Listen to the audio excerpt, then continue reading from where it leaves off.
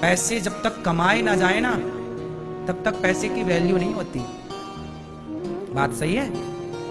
इसलिए बच्चों को पैसा ज्यादा ना दो, उन्हें कमाने दो। कमाएंगे तो पैसे की कदर करेंगे कि 500 कैसे आता है। कमाएंगे नहीं तो ये 500 तो उड़ाएंगे।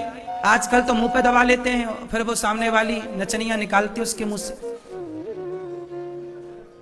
हाँ या ना? तो तुम्हारी कमाई वो निकाल रही है मुंह से। हाँ या ना? ये चल रहा है बाजार में धड़ल्ले से, नहीं चल रहा है? और आप सब इस बात के साक्षी हैं। यही है। आज क्लबों में कौन से लोग जा रहे हैं? आप क्लब में जाते हो?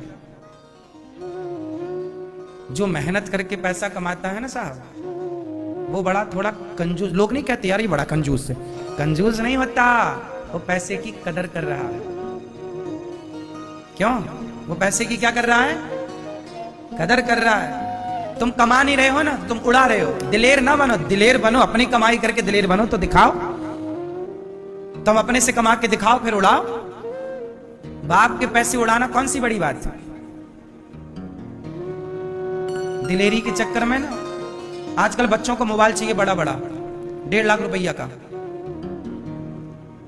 बाप कमाता कितना? 40,000 रुपया महीना, 30,000 रुपया महीना, 10,000 रुपया महीना, 50,000 रुपया महीना।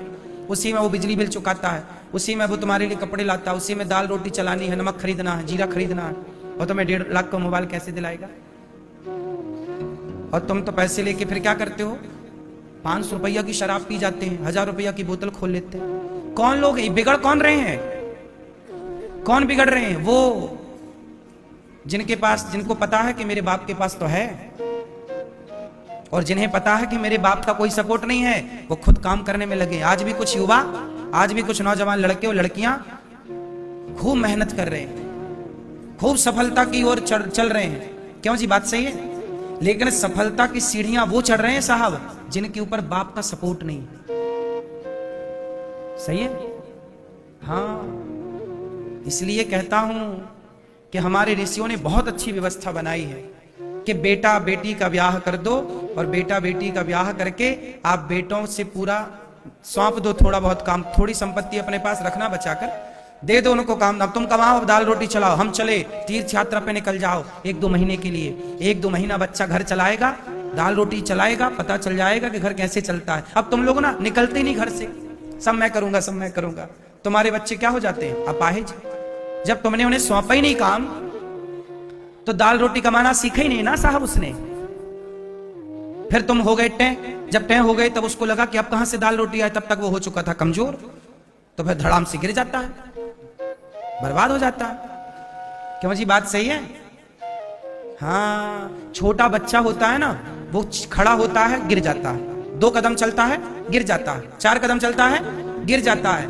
अब वो गिर जा रहा है तो आप ऐसा करो कि उससे चलने ही मत दो। अरे चलेगा तो गिर जाएगा, तो गोद में उठाए रखो। सारी जिंदगी गोद में उठाए रखोगे ना, क्या हो जाएगा वो? बोलो।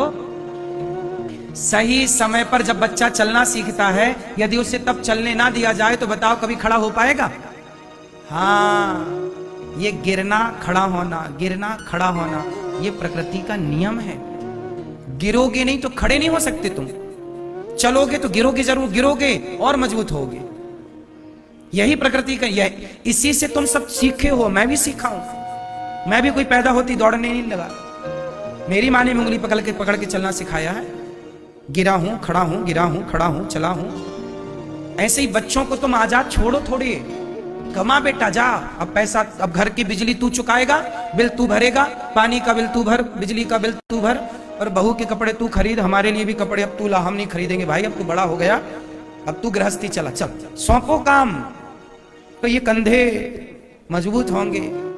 वरना सारी जिंदगी तुम ही कमाते रहे गधा बनकर, वो हो जाएंगे अपाहिज। क्यों मैया, क्या बोलती तू? सही है पीली मैया कि गलत है? वैसे ये बात हम माताओं को नहीं कह रहे हैं, पुरुषों को कह रहे हैं। ये पुरुष लोग ना ज्यादा ही मोह माया में फंस जाते हैं। बच्चों को काम सौंपते ही नहीं आजकल के पिता लोग। बाप को लगता मैं ही कर रहा हूं, मैं ही बॉस बन के रहूंगा। हा हा हा। अपनी राज सत्ता नहीं छोड़ना चाहता ना, भले गधों की तरह मौत हुई फिर इसकी। ज्यादा मोह माया, फिर ये मरते भी हैं। आदमी की ये मोह है ना, बुढ़ापे तक शासन में रहता, मैं ही सर्वे सर्वा हूं घर का मुखिया।